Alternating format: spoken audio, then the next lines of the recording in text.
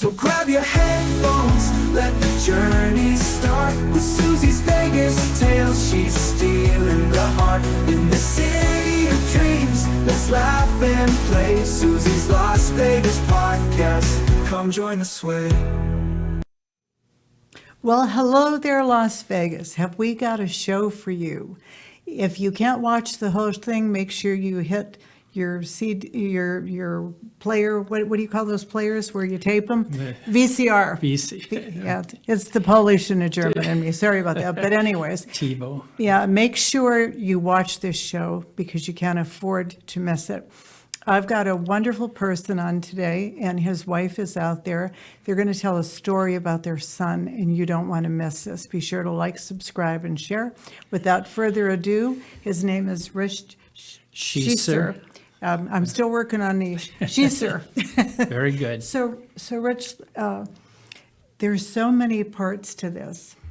Yes. And I'm so proud of you for being here with us. Thank you. And I can't thank you enough. So tell me your story and tell our audience. You have a book, and you also have a book signing coming up, correct? Yes, I do. I have a book I wrote, just came out a few weeks ago, called 92 Hours. And it's a book I'd been wanting to write for several years about my son. My son, Ben, began as a normal little boy. But by the time he got to junior high school, we noticed he was a bit of an overachiever. Really? He was... Well, you were where, in California We then? were in Southern California, Okay. yes, Orange County. What's the name of the town, if you don't mind me We, asking? we were in the town of Fullerton. He lived okay. in Fullerton, and he went to school in Fullerton. And in 7th grade and 8th grade, he was winning awards for athletic events. And 7th and 8th grade. And he was doing very well, both academically and athletically. He won awards for a science fair project and public speaking.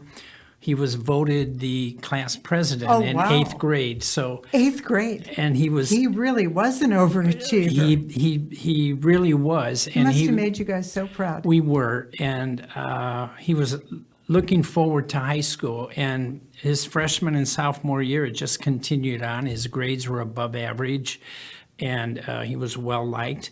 He was the quarterback and captain of his freshman football team, was voted. You must have been so proud of him. And it continued on his sophomore year in junior varsity. He was voted the homecoming prince at homecoming. He was every parent's dream, wasn't he? Well, he was dating the cheerleader who was voted the homecoming princess. So it was more than we could have hoped for. Oh my God, it's wonderful. But then in his junior year, his life changed. And what happened, Rich? He was diagnosed with a mild form of bipolar disorder. Okay. And he started having mild mood swings, and we got him into some counseling and some other treatment, and it seemed to work on and off, but then we kept a close eye on him. But his grades did suffer a bit. His popularity went down, and he just wasn't quite the same person. And then in his senior... Did he have medications that he was taking in? Well, we talked a lot about that. We talked to several doctors, and they told us the pros and cons of medication, because bipolar, as I'm sure you know, is a chemical imbalance. And more of the specialists we talked to said because his condition was very mild, that sometimes medication can actually make it worse, can make the imbalance worse if his chemical imbalance goes too far the other way. And so we decided at that time not to put him on medication, and that seemed to work fine. And then a number of circumstances resulted in him and his mother. We were divorced then, but very amicably. And she and Ben Is moved. she still out there in California? No, she passed away shortly after he did. Oh, I'm sorry. So they moved to Butte, Montana. Okay, so Ben moved with His mother. mom, and to then Butte. her parents Okay. were living with them as well. Yeah. So in the fall of 2004, this goes back a while. Yeah. Well, I was up in Montana at that time. I did have a place. Okay, so Yes. you know that area. Missoula, Polson, yes. Hi, Big- Montana. Big sky country. Yes, It's it is. beautiful up there, Yeah. and he actually looked forward to it. He seemed to be doing fine. In fact, he had a part-time job. Back then, there was a video rental place called Blockbuster Video, I remember them.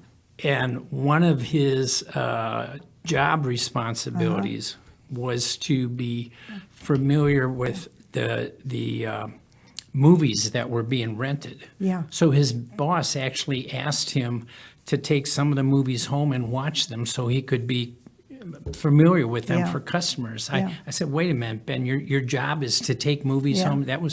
So he enjoyed that. Well, And- sure, I would have too. Right. Who knew? Yeah.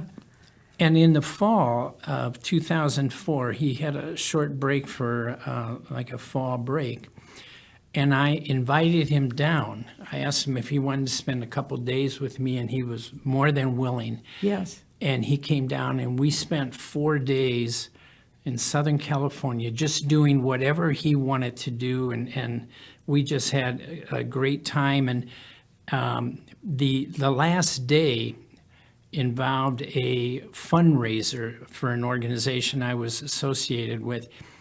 And the fundraiser involved a motorcycle ride. Oh, my goodness. So we rented a motorcycle. Did you get Harley Davidson? We did, absolutely. Oh, wow. Well, that's the only one, right? Yes, I know. I used to love going out. So we got our bike on Saturday afternoon, and Sunday morning we went to where the fundraiser was going to start, and then we ended up going up the coast through Malibu and wow. San Fernando Valley. What and a dream, huh? we ended up at the ABC television studios, and it was a wonderful time. Rich, you know how to do it right, don't you? Well, the fundraisers were. They knew how to do They had it great right. sponsors. Yes. Yeah, I was actually working for a company back then, DirecTV, and they were Really? the sponsor Okay. of it. So Yeah. they did a great job. Be sure to like, subscribe, and share. Did you hear he worked for DirecTV? Yeah. Maybe we can get a plug from them, too. Well, okay. Yeah.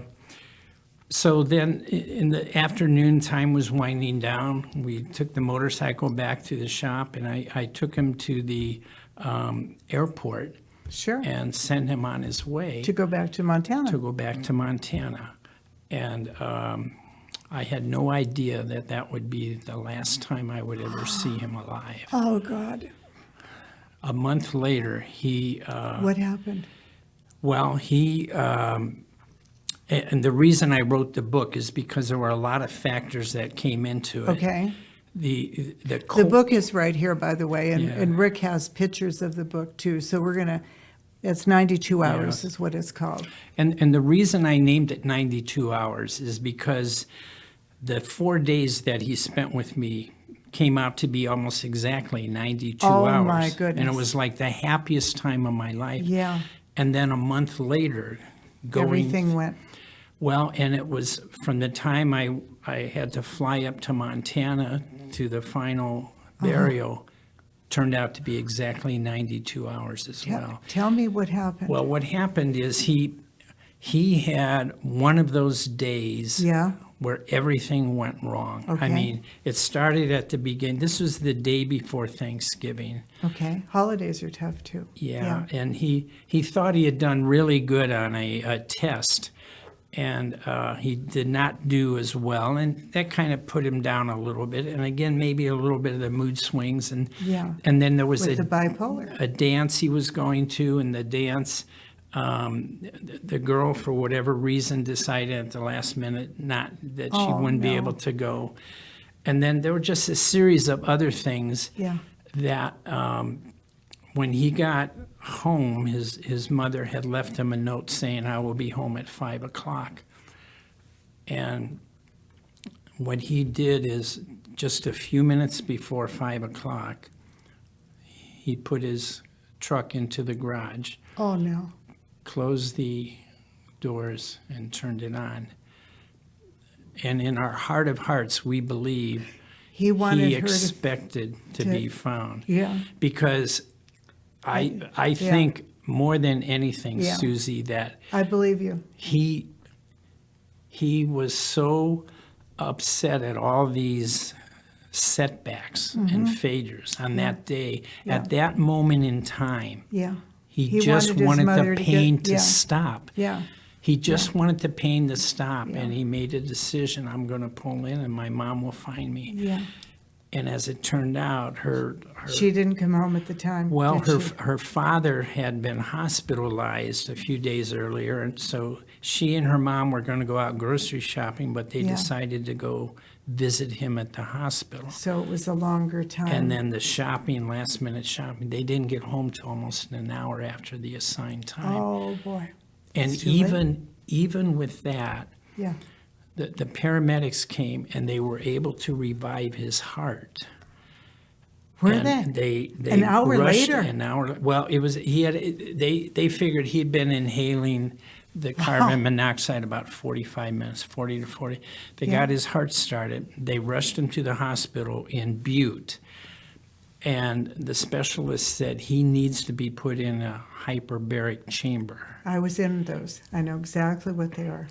Well, that particular hospital in Butte did not have one. The Oh, only no. hospital in Montana that Yeah. had it was in Billings, Yeah. which is on the other side. It Butte was is too- on the it west was too side. far. If you've never been to Montana, it's a long way between Yes. these places. Butte is on the western part of the state, Billings, about Yeah. 350 miles Yeah. away. But Yeah. the hospital did have an air ambulance, so they were able to air vac him from Butte to Billings. Now, this would have been Wednesday night, the night before, Yeah. and put him in a hyperbaric chamber. And he was in it for about 12 hours. And by then, I had What happened? I had I'm flown really up. curious. What happened is that the damage to his brain and his organs were so severe that They couldn't. they could not revive. No. They could keep him on life support, Yeah. but he would never come out of it. No. So we had I've to only make ever been the in a decision. hyperbaric chamber for 1 hour. I mean, Yeah. it's like a deep dive. I know what Yes. that's like. Yes. They kept him in for 12 hours. Yeah, 12 hours. Well, and they said we can keep him alive for days, but he will never regain any Oh, no. consciousness. What a- And what was interesting, What a just nightmare. a month before, when Ben was down in Southern California, one of the things we talked about, many topics, cars and trucks and girls and music and art, but we talked about organ transplants and organ donations. That weekend. That weekend, well, the The- month the before. time that when you yes, spent the weekend time he with was him. there, and he said that I just got my driver's license renewed, and I decided to make myself an organ donor, and I Wow. thought that was wonderful. Sure. And so as I'm sitting there in the hospital talking to the doctors with his mom, they said, he will never recover. But are you aware his driver's license indicated he wanted to be a organ donor? Well, actually, he had not told his mom, but he had So told you me, had and I a lot told him. of surprises, So, didn't you? and we talked about it, and we said, he's never going to come out of this, and the longer we wait, That's so true. we decided at that, and that's when they were able to recover. His heart and lungs were not able to be used, but his kidneys were able to wow. recover. And then I learned a lot about organ Yeah. There's many transplants and things that. to And, learn, yes. And they normally would not allow a donor family to be in touch with a recipient family unless were you both able sides. to do it? Well, unless both parties were interested. I told the organization I would be interested in contacting the recipient if they would. One of the kidneys went to a gentleman, middle-aged gentleman in Montana. Never heard back from him. The other kidney went to a woman in her early 50s in Ohio. Wow. And she did want to write me. And so she wrote me a letter. Your son saved those people's lives. Yes. And I wrote her back. And I put the letter in the book. And I wanted to write in the book all the things, what Ben's life was. And to let parents and particularly teenagers know that you don't have to go through that alone. You know, especially teenagers. Depression. This is a big topic. It's Rich, I'm it's so very glad you wrote timely, a book. and because especially with young teenagers who have any kind of mental difficulties, challenges, it's so easy to hide their depression. And can be very difficult to detect it. So I tell parents and teens when I talk to them to keep those lines of communication open. That's true. And if I can share a quick story. Please do.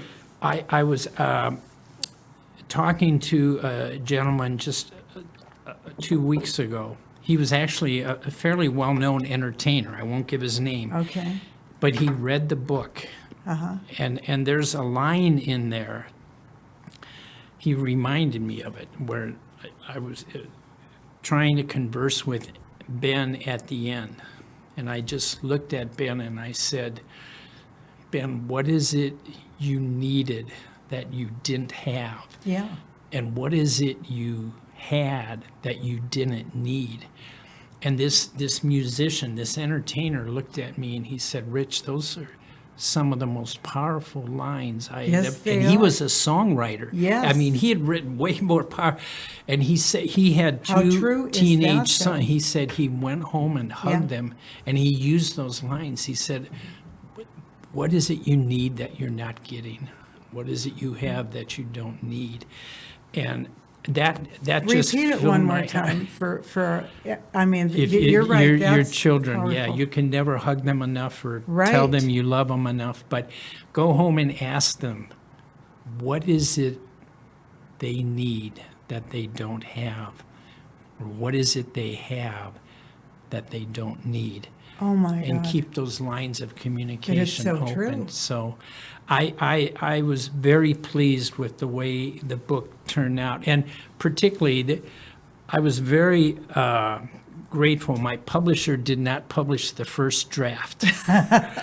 Because I had been a somewhat technical person in my background. I'd written a lot of technical report. I actually written some technical management books. That was your job then? That was my job. Yes, I had run large computer centers and then started my own technical management consulting firm.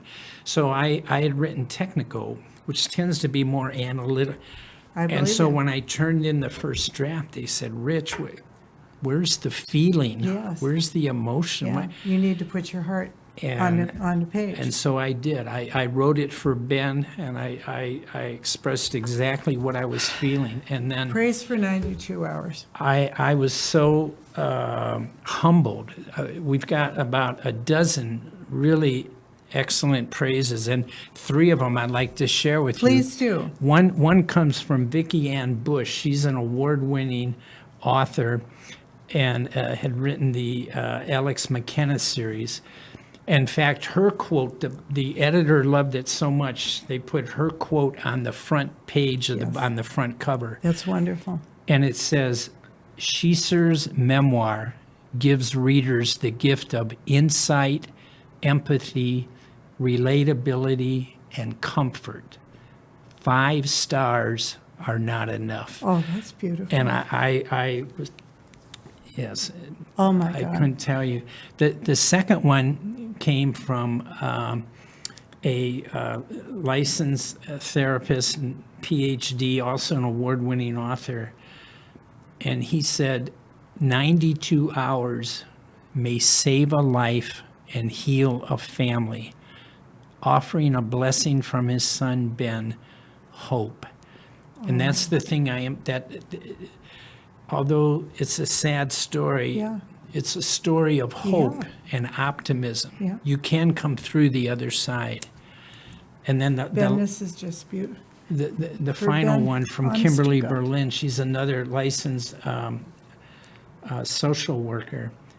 She said, with unflinching honesty, 92 hours grabs you from the first page and never lets go. Wow. And Suzy, that is like music to an author's my ears. God, because, and again, This is wonderful. And, here's the thing. We all have somebody that we know. I mean, this is a book that's going to help so many people. I hope so. Honest yeah. to God, Rich, I mean, Yeah. Ben, your son, Rick, can you pull up a picture of Ben, please? Oh, yeah. There he is. This was from the organization, the organ transplant organization, Donate Life, and they had a gathering in Southern California a few months after Ben passed, and they asked anyone who had donors if they wanted Yeah. to put their photo up. They had a garden with all these Did they really? posters. And so that's the poster. And they said if you wanted to say something, a message to them, you Yes. could include that. So the message I put on the top says, he strove to love and strove to give and donated organs so others might live. Oh, my God. So, and as you say, the That's two so beautiful. recipient, the Yeah. kidneys, he also donated his eyes, so gave the gift of eyesight to So people. many people. And research for tissue, and so Oh, it was, honest to it God. was heartwarming, Yeah. so, but you have the memories, and you know what? You're helping people. yes. Ben would love this. You know that? Yeah. I'm serious. That one of the editors, it brought me to tears when she read the first draft, even though we needed work. She said, I'll bet you cried a lot through this, didn't you? it was cathartic Yeah. and therapeutic for me. But Yeah. my wife will tell you, there Yeah. were Yeah. some tearful times. Yeah. But What do you hope to accomplish with this? You're going to, Rick, pull up the book signing, because everybody's going to want to know how to get the books. Yes. And this is really important. You want to tell everybody? yes, we're having a book signing this Saturday on May 30th from 1 to 4 p.m. in the afternoon at the Copper Cat Books. And that's at 1570 West Horizon Ridge Parkway in Henderson. And it's between Green Valley Parkway and Stephanie. And it's also going to be a discussion of teenage mental health. Sure. We're having a couple of speakers, a clinical licensed social worker, Yeah. and a therapist, and answering questions, and there It's will going to be books wonderful. there to sign. Absolutely so, wonderful. Yeah, And thank you. I want you to close with, here's what I want you to close with. You're going to give everybody your name and your phone number and an email that Yes. they can send Yes. you That's information, and they can interact with you. fine. My phone number is 714-357-2054. My email is rich, R-I-C-H, at rwsai.com. And I have a web page, simply 92hours.com. 92hours.com. 92 hours. Praise for 92 hours. Thank you Honest to so God, much. I want to have you back. I want to know how you're getting Thank you. along, and let's do a part 2 of this show. I would because, enjoy that. Anything I can do to help you along the way, Thank I'm you, more than Suzy. happy to. I really am. And Well, thanks for thinking of us. You've already helped by having this, so thank you Yeah. very much for the opportunity. And make sure, audience, please make sure that you like, subscribe, and share, and send this to people that you know, because you never know. You might be saving a life. He strove to love, he strove to give, and donated organs so others might live. Ben Schiesser, and this is his dad, Rich. Thank you so much for Thank being on you. the show, and I'm as teary-eyed as you are. Thank That's you. our show for All today. right. So grab your headphones, let the journey start with Suzy's Vegas tales. She's stealing the heart in the city of dreams. Let's laugh and play Suzy's Las Vegas podcast. Come join the sway.